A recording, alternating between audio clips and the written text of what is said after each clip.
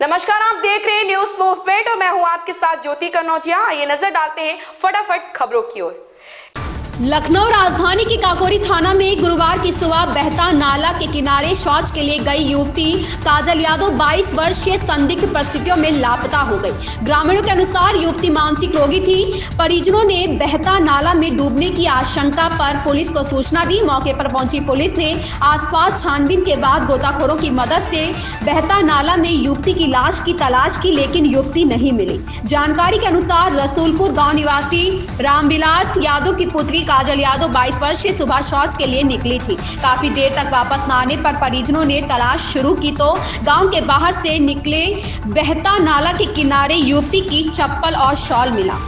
युवती के भाई आकाश यादव ने बताया कि बहन काजल इंटर की छात्रा है और मानसिक रोगी है, जिसका इलाज चल रहा है। बहता नाला के किनारे सामान मिलने से परिजनों ने नाले में डूबने की आशंका जाहिर की है। प्रभारी निरीक्षक रामेश्वर कुमार ने बताया कि लापता युवती के तलाश के लिए आसपास छानबीन की गई है। गोताखोरों के मदद से युवती की तलाश नाले में की जा रही है।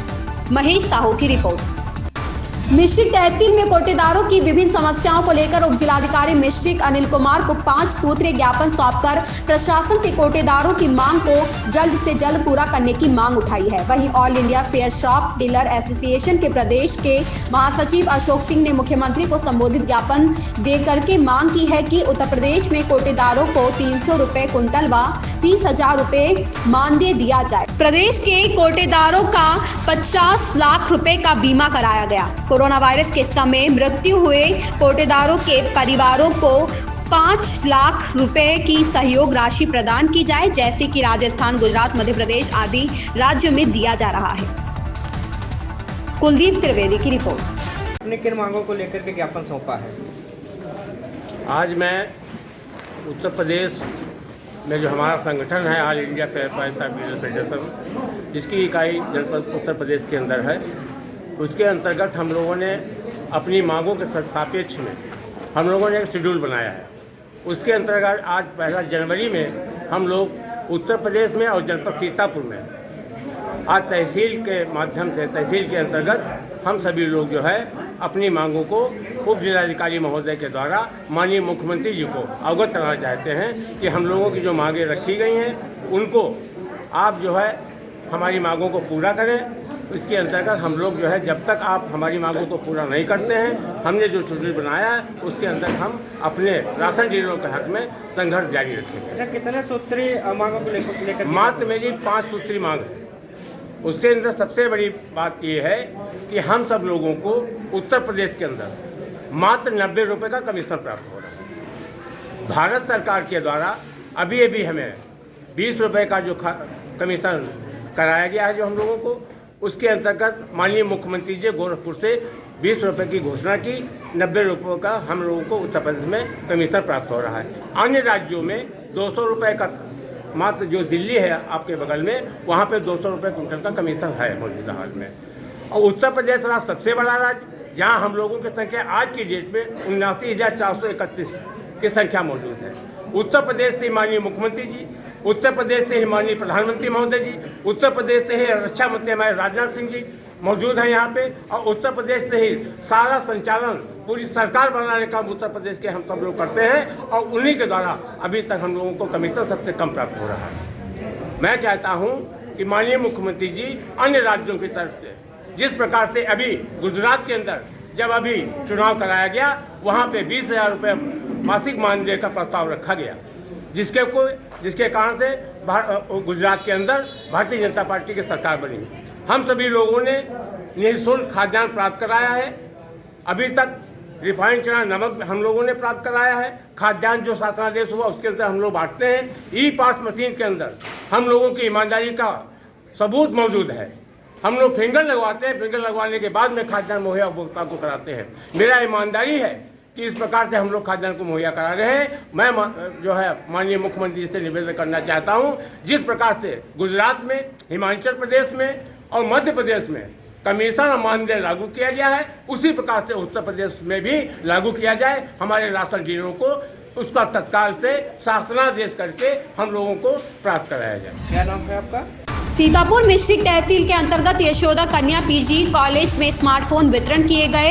इस कार्यक्रम का उद्घाटन नगर विकास मंत्री राकेश राठौर के द्वारा माता सरस्वती को फूल माला पहनाकर एवं दीप प्रज्वलित कर शुरुआत की, जिसके बाद विद्यालय के केयर टेकर प्रमोद वैश्य ने मंत्री को पुष्प गुच्छ व प्रतीक चिन्ह देकर सम्मान किया। इस अवसर पर विधायक रामकृष्ण भार्गव व जिलाधिकारी मिश्रिक, क्षेत्राधिकारी मिश्रिक, मंडल अध्यक्ष एवं कवि जगजीवन मिश्रा आदि उपस्थित रहे। कुल 138 स्मार्टफोन का वितरण किया गया। कुलदीप त्रिवेदी की रिपोर्ट।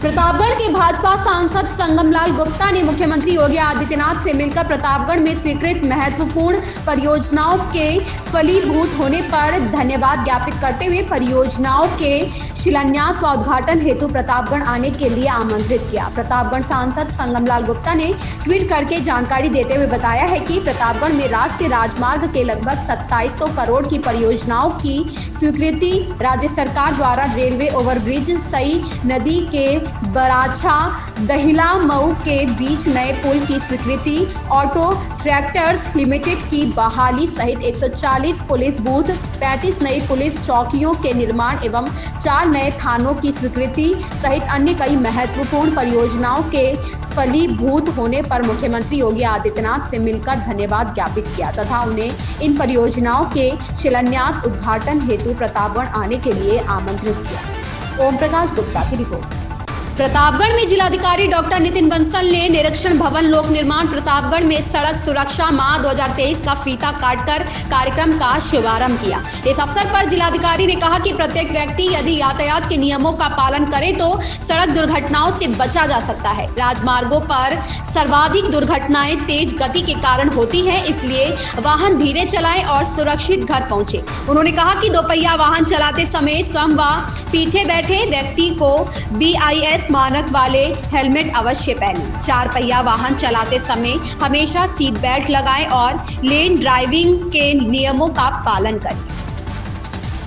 ओम प्रकाश गुप्ता की रिपोर्ट। स्वामी विवेकानंद की जयंती पर आगामी 12 जनवरी को पूरे देश में भाजपा यंग इंडिया रन का करेगी आयोजन। यंग इंडिया रन के माध्यम से देश के युवाओं को भाजपा की नीतियों से जोड़ा जाएगा। देश और प्रदेश में युवाओं को लेकर भाजपा कैसे कार्य कर रही है, इस पर बात किया जाएगा।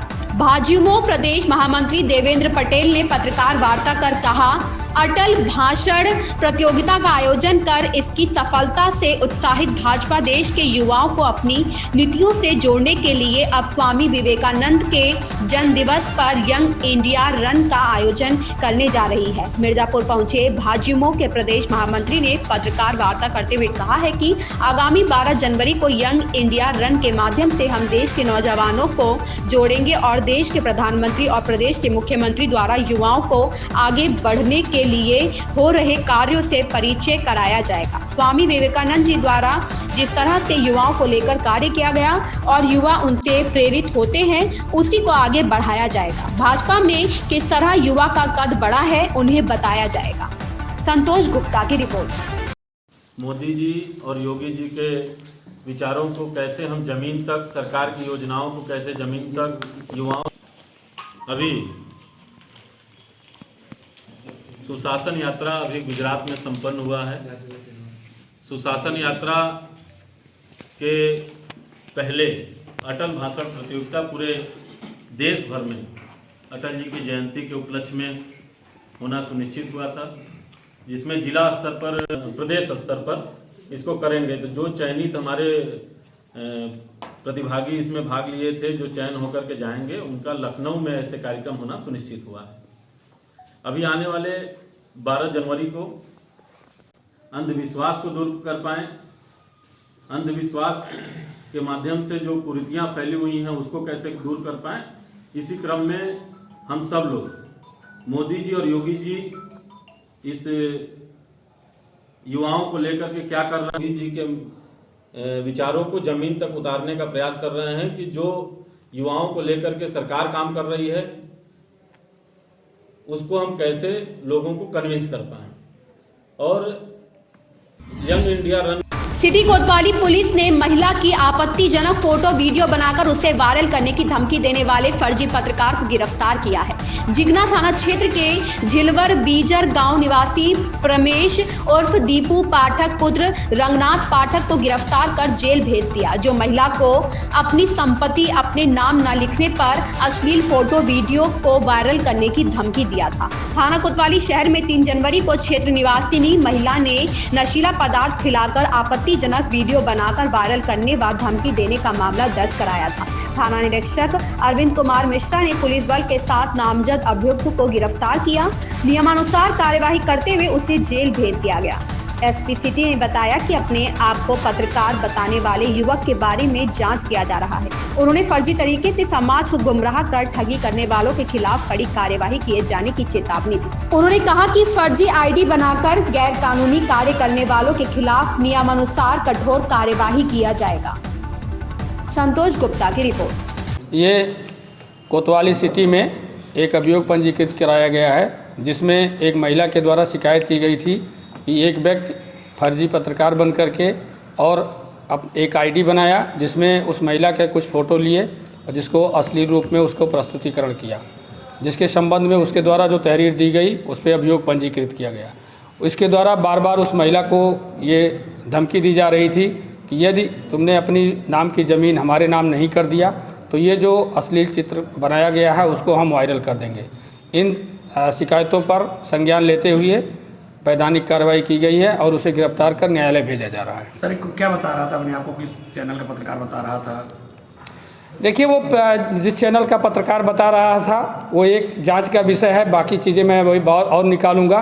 उसमें कुछ चीज़ें ऐसी भी निकल के आ रही हैं, हो सकता है इसमें कोई और व्यक्ति भी आवे।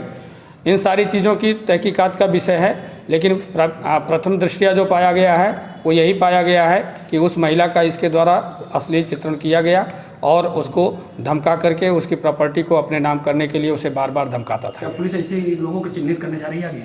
बिल्कुल, जो इस प्रकार के व्यक्ति हैं जो फेक आईडी बना करके या फेक पत्रकार बन करके या फेक किसी भी प्रकार का प्रोफेशन ले करके जिनका समाज में एक मैसेज जाता है और जिनके द्वारा इस तरीके की गतिविधि की जा रही है, उनके विरुद्ध सख्त से सख्त कार्रवाई की जाएगी। सड़क सुरक्षा माह का शुभारंभ बथुआ स्थित ITI सभागार में किया गया। इस मौके पर सड़क हादसों के लिए तेज गति और गलत दिशा में वाहन चलाने को जिम्मेदार ठहराया गया। एक माह के अभियान में लोगों को यातायात के नियम समझाने और नियम के विपरीत वाहन चलाने वालों को दंडित किए जाने पर जोर दिया जाएगा। यातायात माह का शुभारंभ आज किया गया, जो 4 फरवरी तक मनाया जाएगा। समारोह में पहुंचे नगर विधायक रत्नाकर मिश्र, मड़िहान विधायक रमाशंकर सिंह पटेल, जिलाधिकारी दिव्या मित्तल आदि ने कार्यक्रम का शुभारंभ किया। वक्ताओं ने कहा कि देश में सर्वाधिक मौतें सड़क हादसों के चलते हो रही हैं। हादसों का सबसे बड़ा कारण तेज गति से वाहनों का चलाना दर्ज किया गया है। इसके बाद रंग रूट व वाहन चलाने और सड़क पर वाहन मौत का कारण बन रही है। बद्री अग्रहरी की रिपोर्ट। सुरक्षा की शुरुआत की गई है, तो क्या संदेश देना चाहते हैं? आपका विभाग क्या संदेश देना? देखिए, माननीय मुख्यमंत्री जी के निर्देश पर ये सड़क सुरक्षा माह आज उसका विधिवत प्रारंभ उद्घाटन किया गया है, जो कि आज दिनांक 5 जनवरी से लेकर के 4 फरवरी 2023 तक चलेगा। इस पूरे महीने में हम लोग जन जन तक स्कूलों के माध्यम से, चौराहों पे ड्राइवरों के माध्यम से उन तक पहुंच करके सड़क सुरक्षा के नियमों का, उनके जो है प्रचार प्रसार का कार्य करेंगे। पहला 15 दिन हम लोगों का व्यापक प्रचार प्रसार पे होगा। उसके बाद 15 दिन के बाद 1 सप्ताह हम लोगों का कार्यक्रम पूरा हो जाएगा वाहनों की फिटनेस का, रिफ्लेक्टर लगाने का ये कार्यक्रम चलेगा और अंतिम सप्ताह में हम लोग सघन प्रवर्तन कार्रवाई करेंगे। क्या आप मानते हैं कि आखिर दुर्घटनाओं का मुख्य कारण क्या है?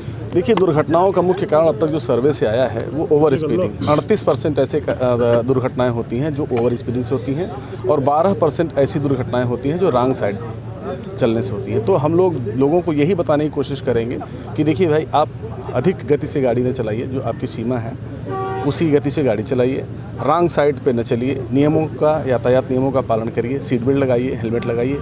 ये जो 6-7 ऐसे महत्वपूर्ण बिंदु हैं जिसके कारण दुर्घटनाएं घटित होती हैं, लोगों को उसके बारे में बताने की कोशिश करें। सर, अभी विधायक ने मिर्जापुर में समाज की सेवा करके ही सच्चा सुख प्राप्त किया जा सकता है। हम सब भारत माता की संतान हैं। अपनों के चेहरे पर राहत का भाव लाकर ही अनमोल प्रसन्नता बिना कहे प्राप्त किया जा सकता है। उक्त बातें भाजपा प्रदेश कार्य समिति सदस्य मनोज श्रीवास्तव ने शुक्रवार को लालडिग्गी स्थित अपने आवास पर आयोजित कंबल वितरण समारोह में व्यक्त किया। श्री श्रीवास्तव ने कहा कि समाज की सेवा करने का अवसर बड़े भाग्य से मिलता है। हम सब भारत माता की संतान हैं।